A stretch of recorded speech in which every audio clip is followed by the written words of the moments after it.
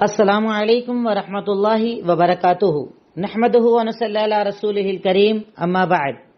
الحمدللہ آج قصص الانبیاء کی کلاس نمبر 12 ہے، جس کے اندر انشاءاللہ حضرت یوسف علیہ السلام کا واقعہ پارٹ نمبر 1۔ حضرت یعقوب علیہ السلام جو حضرت یوسف کے ابا تھے، آپ ایک نبی تھے۔ اللہ رب العالمین نے آپ کو 12 بیٹے عطا کیے تھے، یعنی آپ کی 12 لڑکے تھے، جس میں سے 2 ایک بیوی سے تھے اور 10 ایک بیوی سے تھے۔ 2 جو ایک بیوی سے تھے ان کا نام حضرت یوسف اور حضرت بنیامین تھا، اور ان کے علاوہ 10 اور بیٹے تھے۔ حضرت یوسف کی والدہ کا نام راحیل تھا، را الف ہا یا لام، راحیل۔ تو حضرت یعقوب علیہ السلام کی کئی بیویاں تھیں، جن میں ایک بیوی تھی راحیل۔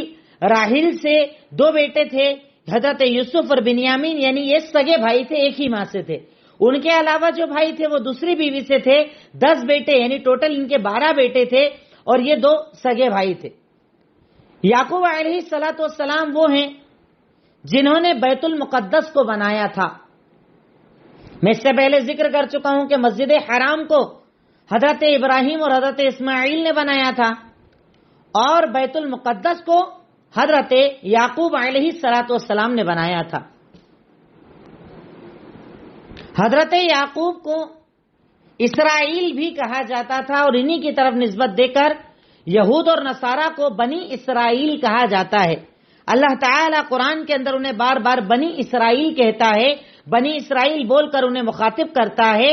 تو بنی اسرائیل جب کہا جائے تو اسرائیل کا مطلب ہوتا ہے حضرت یعقوب، کیونکہ حضرت یعقوب کی نسلوں کے اندر یہ لوگ تھے، انبیاء آئے تھے، سارے یہود اور نصارہ اسی سے آئے تھے، اسی لیے اس نسل میں جتنے بھی لوگ آئے انہیں بنی اسرائیل کہا جاتا تھا۔ قرآن میں حضرت یوسف کا ذکر، تو قرآن میں اللہ رب العالمین نے ایک ہی سورت کے اندر پوری تفصیل کے ساتھ حضرت یوسف کا ذکر کر دیا، جس سورت کا نام سورہ یوسف ہے۔ اللہ رب العالمین نے حضرت یوسف کا ذکر قرآن کی ایک ہی سورت میں کر دیا، جسے سورہ یوسف کہا جاتا ہے، اور یہ اکیلے ایسے نبی ہیں جن کا واقعہ اللہ رب العالمین نے پوری ڈیٹیل کے ساتھ ایک ہی جگہ بیان کیا ہے۔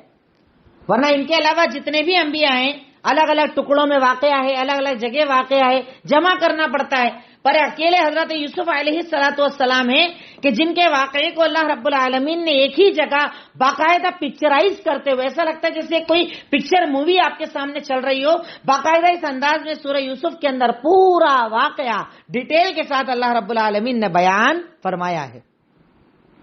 اب حضرت یوسف کا آپ نام چاہیں تو پورا لکھ لیں۔ ان کا پورا نام یوسف بن یعقوب بن اسحاق بن ابراہیم، بڑی پیاری نسل، خود بھی نبی، ابا بھی نبی، دادا بھی نبی اور پردادا بھی نبی۔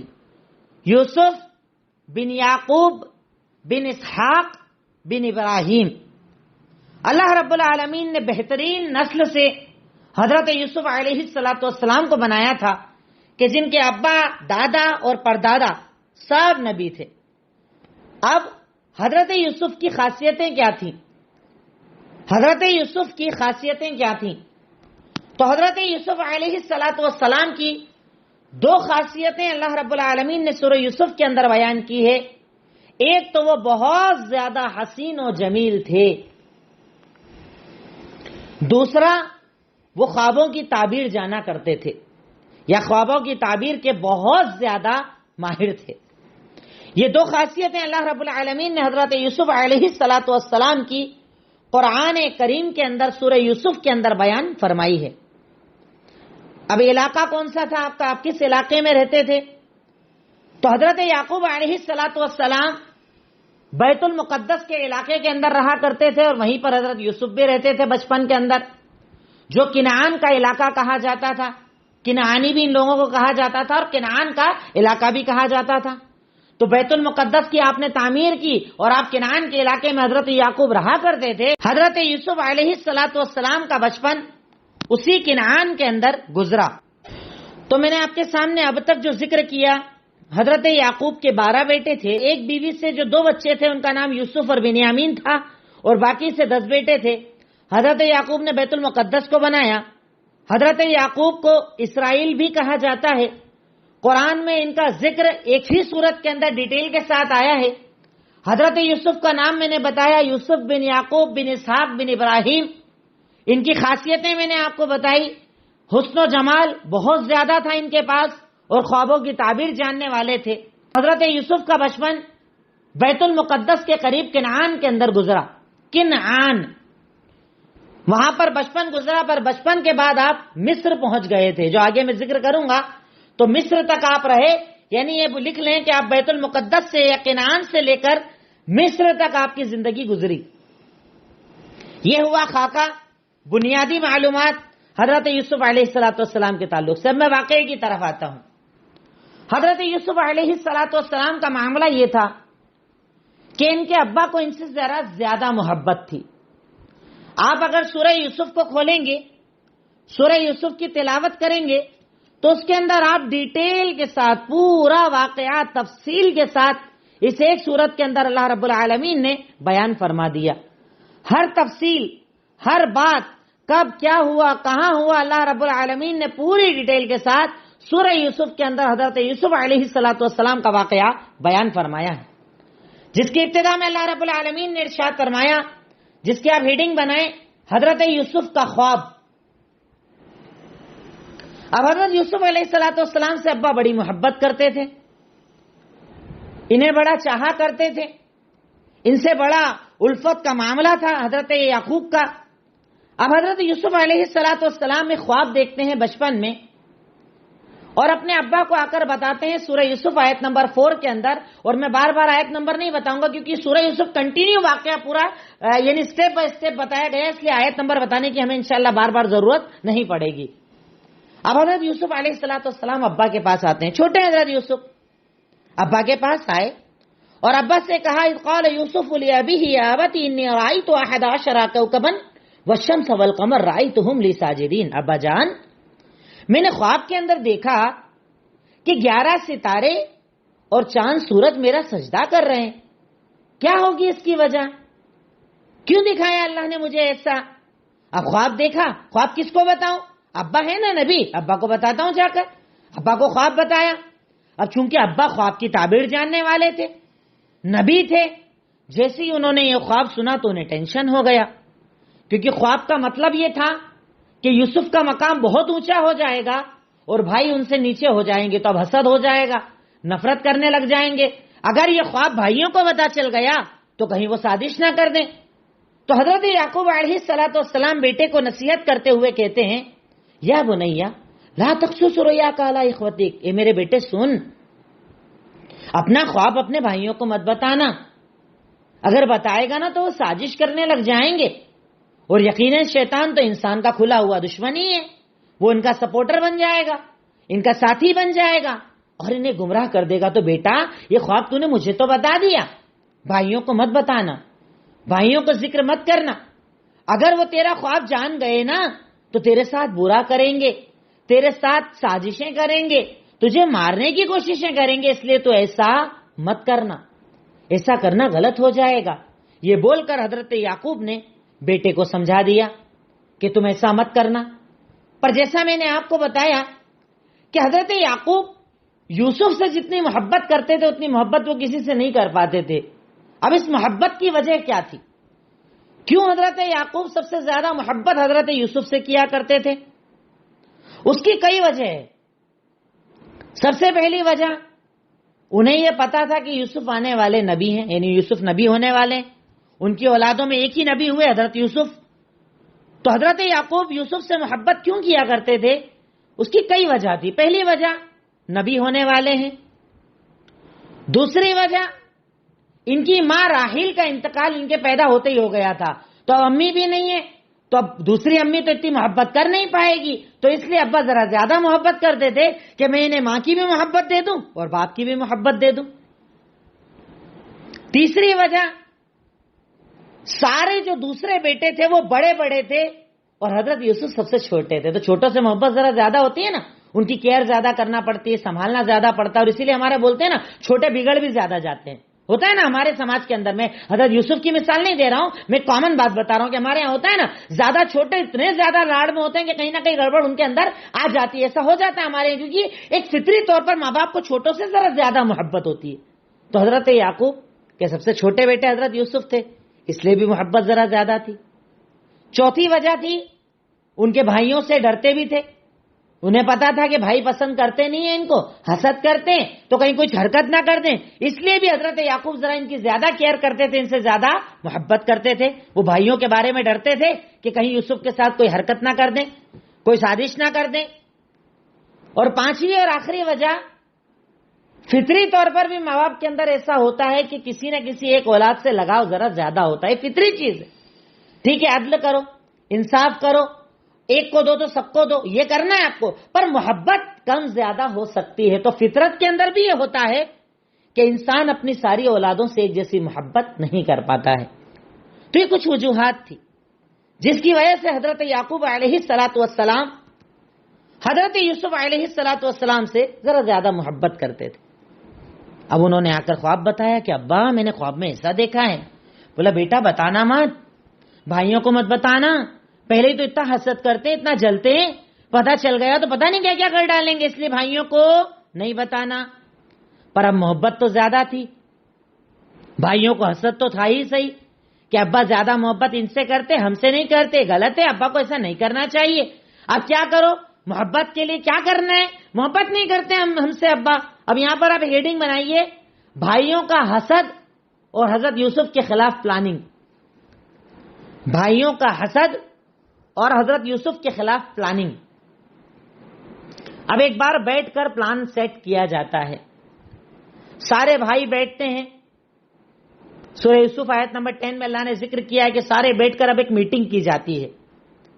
اذ قالوا، جب سارے بھائی آپس میں بیٹھے یوسف اور بنیامین کے بارے میں بات کرنے لگے کہ ان دونوں سے ذرا ابا کو زیادہ ہی محبت ہے، ہم لوگ اتنے بڑے طاقتور ہیں، ابا نا گمراہ ہو گیا ہے، ابا کو صحیح سمجھ میں نہیں آ رہا ہے، غلط بات ہے نا، ایسا کیوں کرتے ہیں ابا، ان سے زیادہ محبت کیوں کرتے، ابا کو نہیں کرنا چاہیے ایسا، کیوں کرتے ہیں ابا ان سے زیادہ محبت. اب یہاں پر بیٹھ کر حضرت یوسف کے خلاف پلاننگ کی جا رہی ہے. کیا کریں، کیسے اپنے کو محبت ملے گی، کیسے ابا اپنے سے زیادہ لاڑ کریں گے، کیا کرنا ہے بتاؤ. اب یہاں مشورہ دیا جا رہا ہے، پلاننگ کی جا رہی ہے. ایک بھائی کہتا ہے اقتلوا یوسف، ایسا کرو یوسف کو قتل ہی کر دو، بات ختم، قتل کر دو، ٹینشن ختم، سارا مسئلہ ہی حل ہو جائے گا. دوسری رائے آتی ہے ایسا کرو اس کو کہیں دور زمین میں لے جا کر پھینک دو، اب جب دور ہو جائے گا تو ابا کو تم ہی دکھو گے تو ابا تم سے محبت کرنے لگ جائیں گے، اور یا تو قتل کر دو یا دور پھینک کر آ جاؤ اور اس کے بعد اچھے بن جانا. یعنی ایک بار گناہ کر لو بعد میں اچھے بن جانا، کیا فرق پڑ رہا ہے، ابھی تو کرو، ابھی تو مسئلہ حل کرو، بعد میں توبہ کر لیں گے. ہمارے یہاں کئی لوگ کرتے ہیں نا ایسا، ابھی نمازیں چھوڑ دو بڑھاپے میں توبہ کر لیں گے، ابھی بے پردہ گھوم لو بڑھاپے میں پردہ کر لیں گے، ابھی یہ گناہ کر لو بعد میں توبہ کر لیں گے. وہی پلاننگ یہاں پر بھی چل رہی ہے بھائیوں کی. ایک نے بولا قتل کر دو یوسف کو، بولے نہیں قتل اچھا کام نہیں نا، قتل کیسے کریں گے، کہا اچھا دوسری رائے ایسا کرو اس کو کہیں زمین میں دور لے جا کر پھینک دو، اس کے بعد سیدھے بن جانا، اس کے بعد توبہ کر لینا، معافی مانگ لینا، کام ختم ہو جائے گا.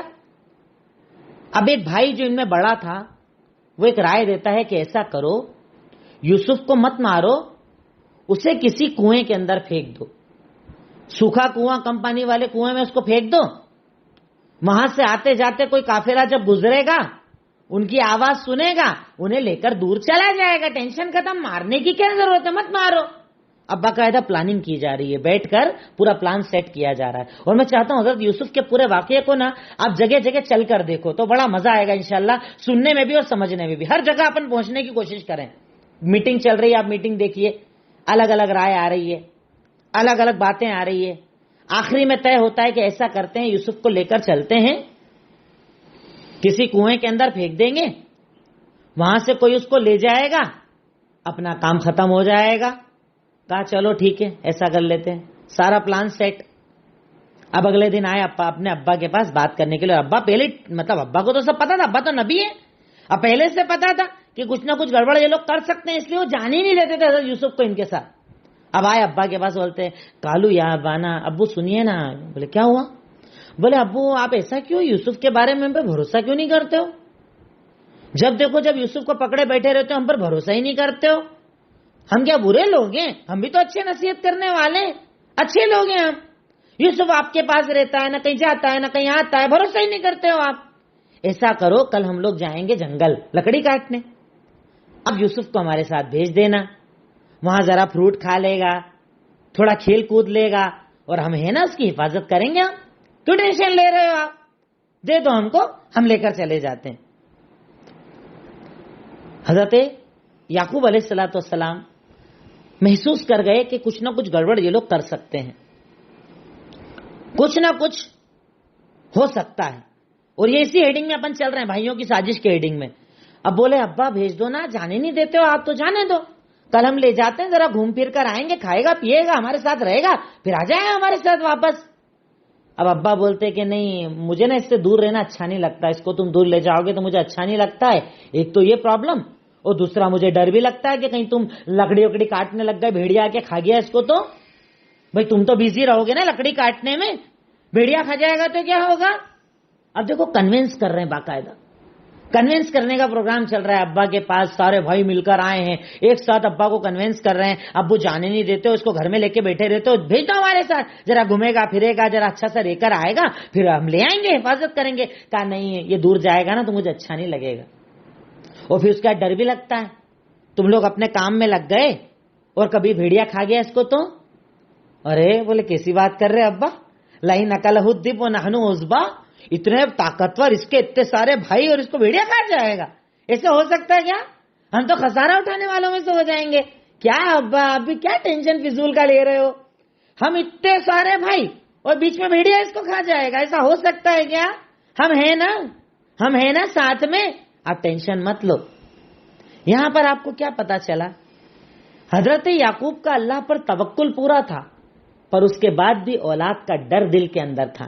اس سے پتا چلتا ہے کہ دل میں کسی کی محبت کا ہونا یا کسی کے لیے فکر کا ہونا توکل کے خلاف نہیں ہے. ٹھیک ہے میں اللہ کی ذات پر بھروسہ کرتا ہوں کہ اللہ میرے بچوں کی حفاظت کرے، میرے ماں باپ کی حفاظت کرے، پر اگر میں ان کو لے کر ڈرتا بھی ہوں، کیئر بھی کرتا ہوں، تو یہ توکل کے خلاف نہیں ہے. یہ حضرت یعقوب کے واقعے سے پتا چلا. بھروسہ تھا کہ اللہ جو کرے گا وہ ہوگا، اللہ بچانا چاہے گا بچائے گا، مٹانا چاہے گا مٹائے گا. لیکن اس کے بعد بھی بچے کے لیے ڈر رکھنا ہے، اس کا مطلب کہ کیئر کرنے کے بعد بھی اگر ڈر ہے تو وہ توکل کے خلاف نہیں ہے، وہ منع اور حرام نہیں ہے. اب حضرت یوسف کے لیے کنوینس کر رہے ہیں، ابا جان دو کچھ نہیں ہوگا، ہم بول رہے ہیں نا جان دو کچھ بھی نہیں ہوگا، ہم کریں گے نا، ہم حفاظت کریں گے نا، آپ مت ڈرو. آخر میں ابا کو کنوینس کر ہی لیا، منا ہی لیا. اب ہیڈنگ بنائیے گا حضرت یوسف کنویں میں. اب لے کر یہ آئے حضرت یوسف کو، جنگل میں پہنچے، پہلے سے پلان تو سیٹ کر ہی رکھا تھا. آئے ایک کنواں دیکھا اور حضرت یوسف علیہ الصلوۃ والسلام کو کنویں کے اندر پھینک دیا اور ان کا کرتا اتار لیا. یعنی پہلے کرتا اتارا اور پھر ان کو کنویں میں پھینک دیا.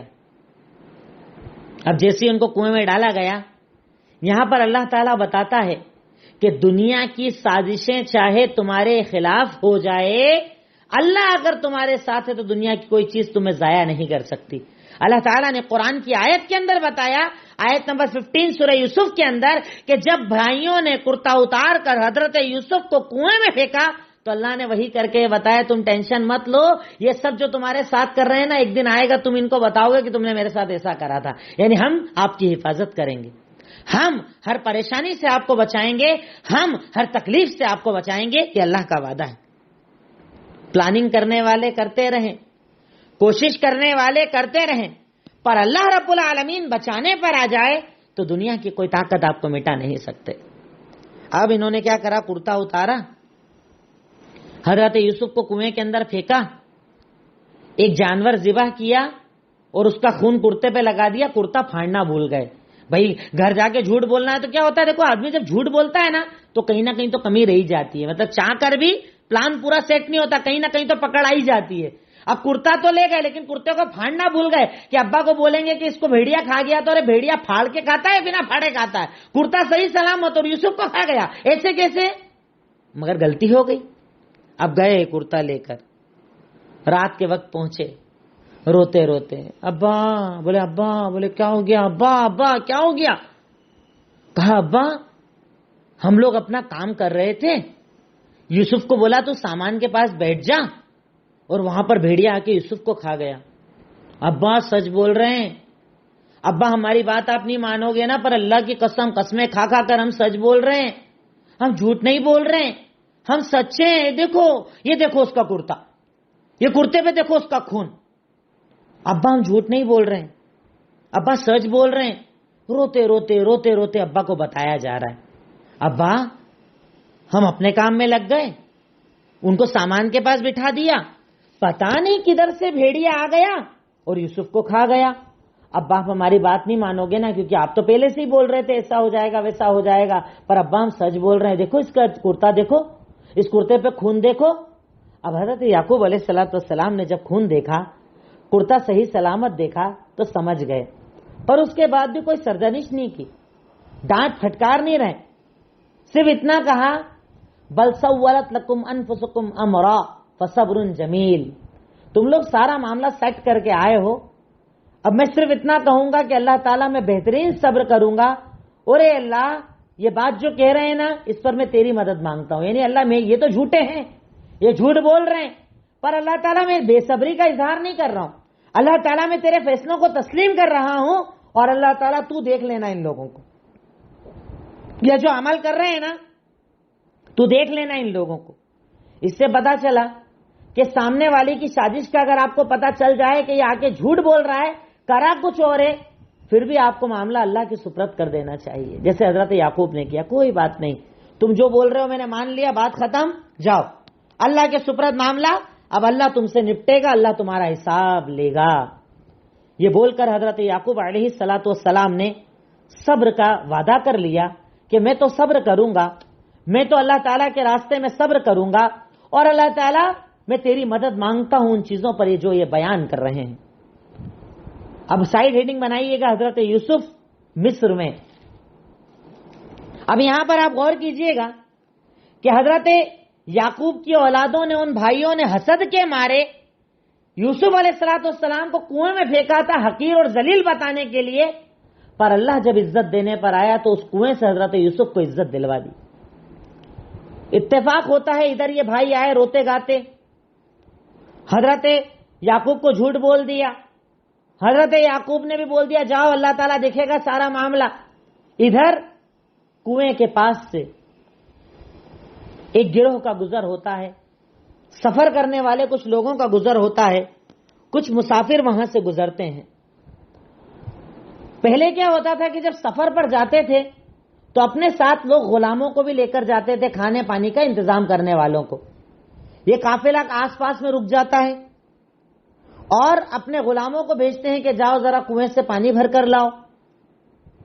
اب یہ غلام کنویں کے قریب آئے پانی بھرنے کے لیے، اور جیسے ہی ڈول اندر ڈالا حضرت یوسف نے ڈول کو پکڑ لیا، پکڑ کر اوپر آئے، جیسے ان لوگوں نے دیکھا تو شوق، یہ کیا، یا بشرا ہادہ غلام، خوشخبری یہ تو بچہ ہے، اور وہ بھی اتنا پیارا بچہ، اتنا خوبصورت بچہ۔ ارادہ کر لیا کہ اب لے جا کر اسے مصر کے بازار میں بیچ دیں گے، تھوڑا انکم ہو جائے گی، تھوڑا منافع ہو جائے گا۔ حضرت یوسف علیہ السلام اب مصر میں داخل ہو رہے ہیں غلام بن کر۔ دیکھیے مصر میں داخل ہو رہے ہیں غلام بن کر، اور تھوڑے ہی وقت میں اللہ تعالیٰ مصر کا انہیں حاکم بنا دیتا ہے۔ یعنی بار بار ہمیں اپنے ذہن کے اندر یہ چیز رکھنا چاہیے کہ لوگ آپ کو چاہے ذلیل کرنے کی کوششیں کرتے رہیں، اگر آپ اللہ کے راستے پر ہیں تو اللہ رب العالمین آپ کو عزت دے گا، کیونکہ عزت کا دینے والا بھی وہ اور ذلت کا دینے والا بھی وہ۔ اب یہ لوگ پکڑتے ہیں حضرت یوسف کو، مصر شہر لے کر آتے ہیں، وہاں لا کر غلاموں کے بازار میں حضرت یوسف کو کھڑا کر دیتے ہیں۔ مقصد تھا حضرت یوسف کو بیچنا، مقصد تھا حضرت یوسف کو بیچ کر پرمال کما لینا۔ اب اللہ رب العالمین کا تو کچھ اور ہی پلان تھا۔ حضرت یوسف کھڑے ہیں غلام بن کر، لوگ گزر رہے ہیں خریدنے والے، اتنے میں اتفاق سے بادشاہ کا وزیر، مصر کا وزیر وہاں سے گزرتا ہے۔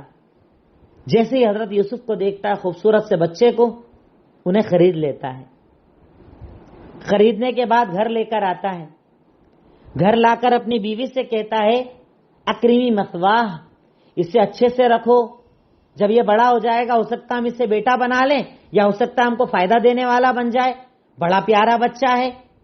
یہاں پر اللہ رب العالمین ایک بات بتا رہا ہے، آیت نمبر 21 سورہ یوسف کے اندر، کہ جب وزیر نے انہیں خرید لیا، اپنے گھر لے آیا اور بیوی سے کہا کہ اسے رکھو، بڑا کرو، ہو سکتا ہے یا تو ہم اسے اپنا بیٹا بنا لیں گے، یا بیٹا نہیں بھی بنائیں گے تو فائدہ تو اٹھائیں گے، پیارا بچہ ہے ہمارے کام آئے گا۔ اللہ تعالیٰ اس لفظ کے ارشاد فرمانے کے بعد کہتا ہے واللہ غالب علی امرہ، اللہ تعالیٰ اپنے ہر فیصلے پر غالب ہے، لیکن اکثر لوگ اس بات کو جانتے نہیں ہیں۔ اللہ تعالیٰ یہاں پر پھر ہمارا عقیدہ مضبوط کر رہا ہے کہ تم اللہ کی ذات پر عقیدہ رکھو، لوگ چاہے تمہیں ذلیل کرنا چاہیں، بیچنا چاہیں، چھوٹا بنانا چاہیں، کچھ بھی کرنا چاہیں، اگر اللہ غالب کرنے پر آ جائے گا تو کوئی تمہیں چھوٹا ثابت نہیں کر پائے گا، کوئی تمہیں ذلیل نہ کر پائے گا، کوئی تمہیں رسوا نہ کر پائے گا۔ عزت ذلت صرف اللہ کے اختیار میں ہے، دینے اور عطا کرنے والا صرف اللہ رب العالمین ہے، اس کے سوا کوئی دینے والا نہیں۔ اب وزیر کے گھر میں حضرت یوسف بڑے ہو رہے ہیں۔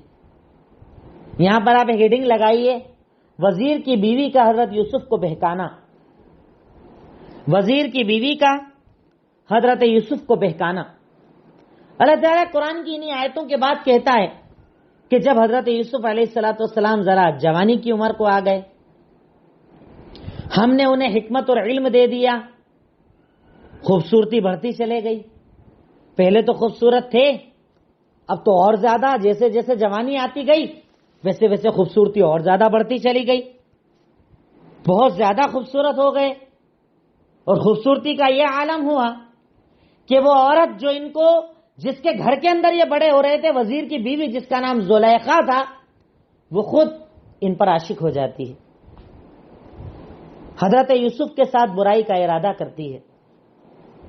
ایک مرتبہ جب وزیر کہیں باہر جاتا ہے، گھر پہ کوئی نہیں ہوتا ہے، صرف ایک آدمی موجود تھا جس نے بعد میں گواہی دی تھی یا جس نے مسئلے کا حل بتایا تھا، پر اس وقت اس گھر کے اندر کوئی موجود نہ تھا، اکیلے گھر کے اندر حضرت یوسف اور زلیخا، اور زلیخا بھی ایسی ویسی نہیں، انتہائی زیادہ خوبصورت تھی، وہ بھی وزیر کی بیوی تھی، کوئی نارمل تو تھی نہیں۔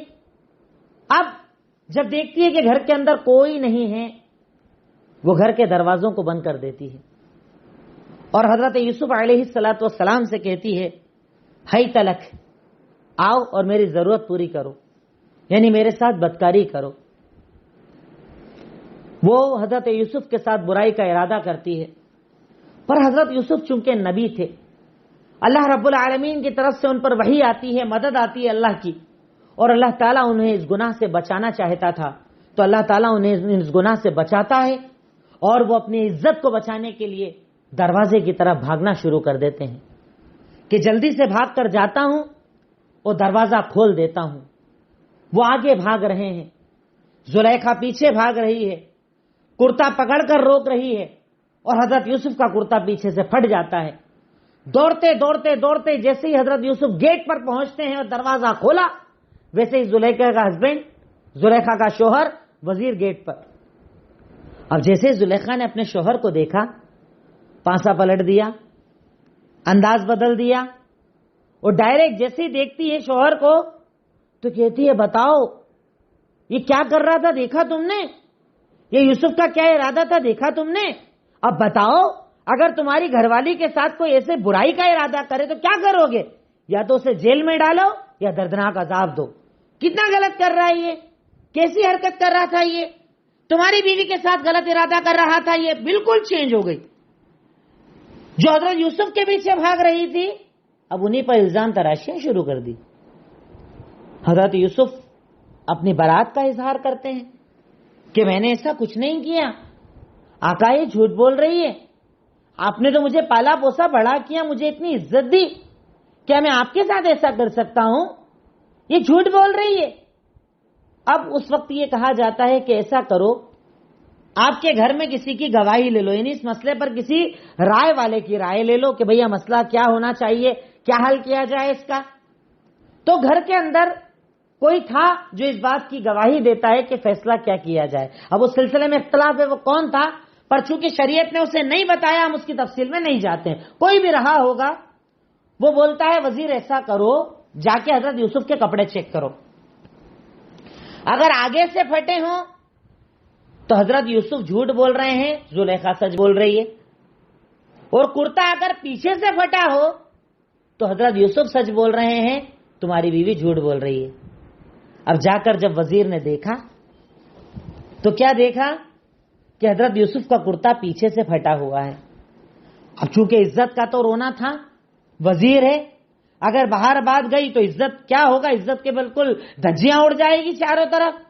اب جب انہوں نے دیکھ لیا کہ غلط تو اپنی بیوی نکل گئی، غلط نکل گئی، یہی جھوٹی ہے، یہی مکار ہے، پھر بھی کیا کہتا ہے، حضرت یوسف کو کہتا ہے کہ عورت، پہلے تو عورت کو کہتا ہے کہ تو نے یہ سب سازش کی اور تیری سازش بہت بڑی تھی، اور حضرت یوسف کو کہتا ہے کہ یوسف ایسا کرو، اسے اگنور کر دو، معاف کر دو، کام ختم کرو، بات ختم کرو، گھر کے اندر ہی، باہر جائے گی تو بے عزتی ہو جائے گی. اور اپنی بیوی کو بولتا ہے کہ تو اپنے گناہ کے لیے اللہ سے معافی مانگ کیونکہ تو نے گناہ کیا ہے. گھر میں معاملے کو رفع دفع کرنے کی کوشش کی جا رہی، گھر کے اندر معاملہ ختم ہو جائے اس کی کوشش کی جا رہی ہے. پر اب ذرا سا یہاں پر رک کر یہ دیکھیں کہ حضرت یوسف کے کردار کی خاصیت کیا تھی. اب آپ دیکھیں اس حالات کو، حضرت یوسف اکیلے ہیں، جوان ہیں، دروازے بند ہیں، سامنے خوبصورت عورت ہے، کتنے سارے دیکھیے اسباب موجود تھے حرام کاری کرنے کے لیے، اکیلے ہیں، دروازے بند ہیں، جوانی ہے، سامنے خوبصورت عورت ہے اور گناہ کی دعوت ہے. پر اس کے بعد بھی یوسف کے دل میں اللہ کا ڈر ہے. حضرت یوسف علیہ الصلاۃ والسلام اللہ تعالیٰ سے ڈرتے ہیں، اللہ تعالیٰ کے سامنے کھڑے ہونے سے ڈرتے ہیں، حساب اور کتاب سے ڈرتے ہیں. یہ سارے موقع ہونے کے باوجود بھی وہ گناہ نہیں کرتے. اب جب سارا معاملہ ہو جاتا ہے، پکڑ میں آ جاتی ہے عورت، تو وزیر اپنی عزت بچانے کے لیے حضرت یوسف کو بولتا ہے اسے اگنور کرو، چھوڑ دو، اور بیوی سے بولتا ہے تو توبہ کر، غلطی تو نہیں کی ہے، سب کچھ تیرا کیا دھرا ہے، ایسا کیوں کیا تو نے. پر کوئی سزا نہیں دیتا، نہ عورت کو سزا دیتا ہے نہ حضرت یوسف کو کچھ بولتا ہے. پر یہ چیزیں کبھی رکتی نہیں ہیں. اب یہاں پر سائیڈ ہیڈنگ بنائیے، مصر میں اس بات کا چرچا، مصر میں اس بات کا چرچا.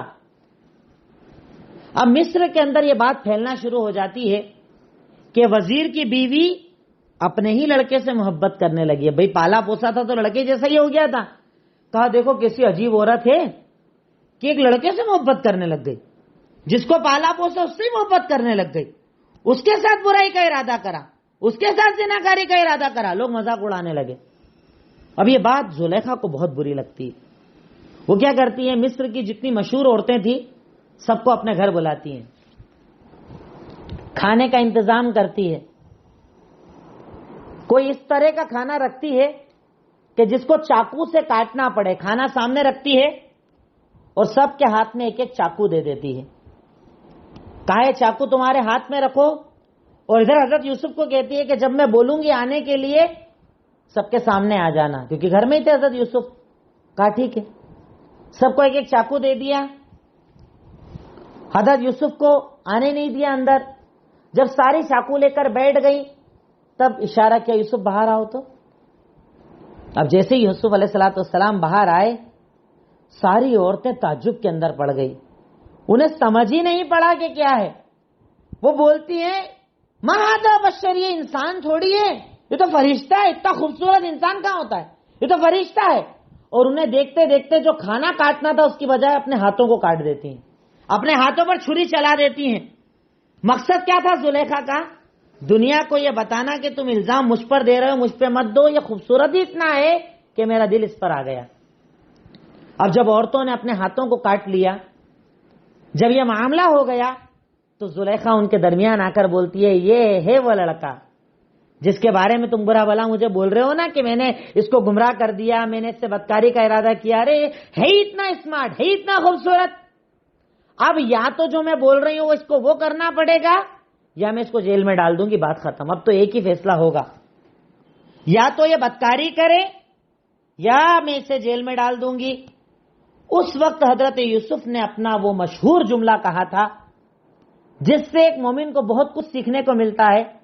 آیت نمبر 33 سورہ یوسف کے اندر حضرت یوسف نے کہا کہ ربی السجن احب الی مما یدعوننی الیہ، اے اللہ، اے میرے رب، جس گناہ کی طرف یہ لوگ مجھے بلا رہے ہیں نا اس سے بہتر ہے کہ میں جیل میں چلے جاؤں، آزادی چھوڑ کر قید میں آ جاؤں یہ پسند ہے، پر بدکاری کرنا پسند نہیں ہے، حرام راستے پر چلنا پسند نہیں ہے، تیری ناراضگی پسند نہیں ہے، اللہ میری حفاظت کر، اگر تو میری حفاظت نہ کرے گا کہیں میں گنہگار نہ ہو جاؤں، ان کی سازشوں کے اندر نہ آ جاؤں، تو اللہ میں جیل جانا پسند کرتا ہوں پر یہ گناہ کرنا پسند نہیں کرتا، یہ گناہ مجھے پسند نہیں ہے، یہ گناہ کرنا مجھے پسند نہیں ہے، اور نتیجہ یہ نکلتا ہے کہ وزیر کی طرف سے یا وزیر کی بیوی کی طرف سے انہیں جیل میں ڈال دیا جاتا ہے بنا جرم کے،